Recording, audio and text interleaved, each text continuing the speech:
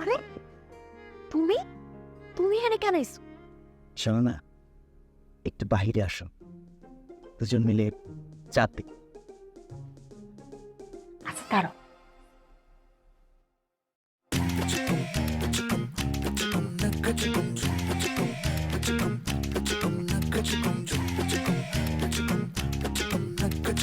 আচ্ছা কি হয়েছে মোহন, তোমাকে এমন লাগছে কেন?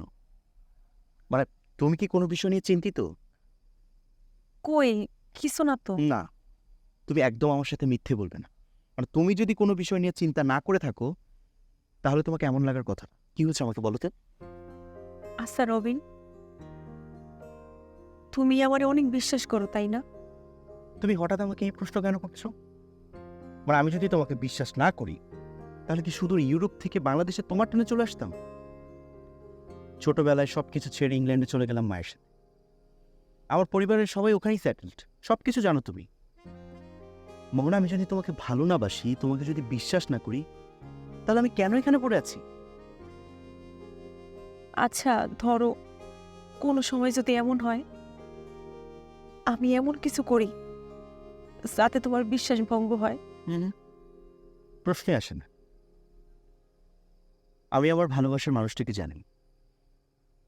আমি আমার মনের মানুষ ঠিক করতে একদমই ভুল করিনি।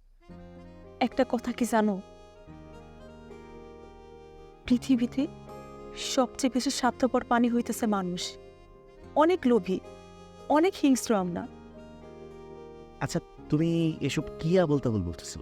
না, আমি কোনো আবল তাবল বলতেছি না। একটা কথা কি জানো, মানুষ কিন্তু সব কিছু খায়। মানুষ গরু, ছাগল, মুরগি, হরিণ সব খায়, কিন্তু কেউ মানুষটা হিংস্র কয় না। আর যখন একটা বাঘ হরিণ খায়, তখন সবাই বাঘরে কয় হিংস্র প্রাণী। আচ্ছা আচ্ছা, তোমার প্রবলেমটা কি? কোনো সমস্যা? এরকম আবল তাবল কেন বলতেছো তুমি? আচ্ছা ঠিক আছে, এখানে দাঁড়িয়ে কথা বলতে হবে না, চলো ঘরে চলো, আসো। তোমার চোখের জ্বরে গা তো যেন পয় না। কি হচ্ছে? আরে বোকার মতো কাঁদছো কেন? এই যে আমার ঠিকঠাক, আমি আছি তো, আমি আছি না?